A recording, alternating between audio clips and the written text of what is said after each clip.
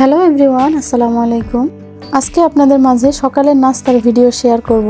খুব বেশি কিছু না, সাধারণত সকালের নাস্তায় আমরা যা খাই সেগুলোই। তবে আজকের নাস্তা বানাবো আমি সবকিছুই নারকেল তেল দিয়ে। আপনাদের ভাইয়াকে ডক্টর সাজেস্ট করছে নারকেল তেল খাওয়ার জন্য, সয়াবিন তেল বাদ দিয়ে দেওয়ার জন্য।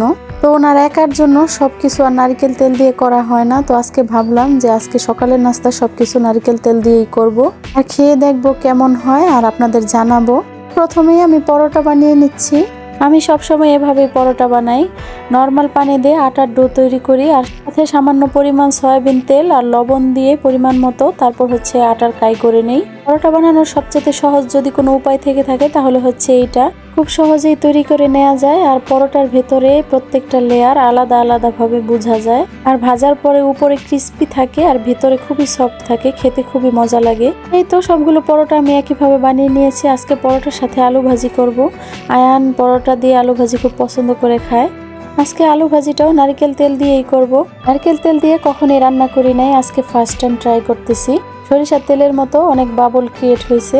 আয়ানের বাবার জন্য পরোটা ভাজা হয়েছিল, তো পরোটা ভাজার সময় অনেক ধোঁয়া উঠতো নারকেল তেল দিয়ে ভাজতে গেলে।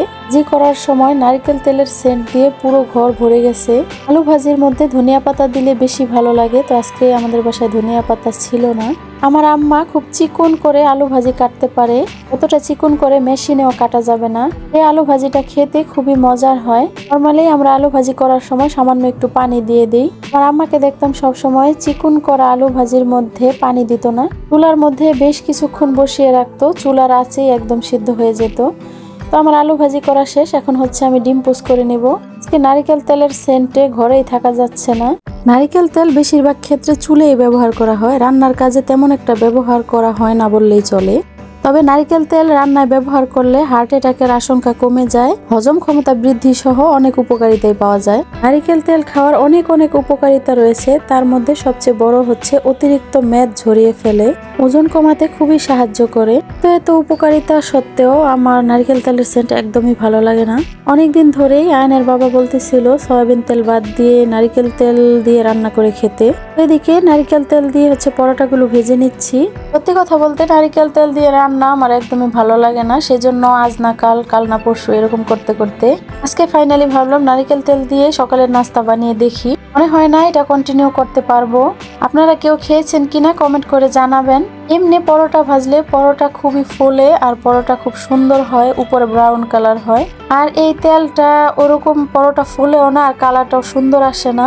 জানি না খেতে কেমন হবে। এখন আয়নের বাবাকে আগে খেতে দিব, উনি অবশ্য উপকারের জন্য হলেও খাবে।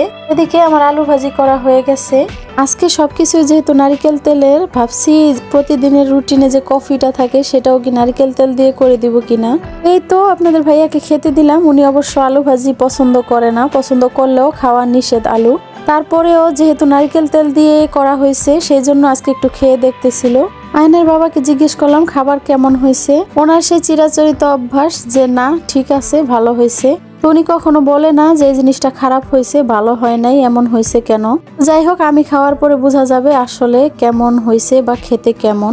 বিশ্বাস করবেন কিনা জানি না, পরোটা ভাজার পরে প্রায় আধা ঘন্টার মতো আমি শুয়েছিলাম। আমার মনে হয়েছে আমার সারা গায়ে এই নারকেল তেলের গন্ধ।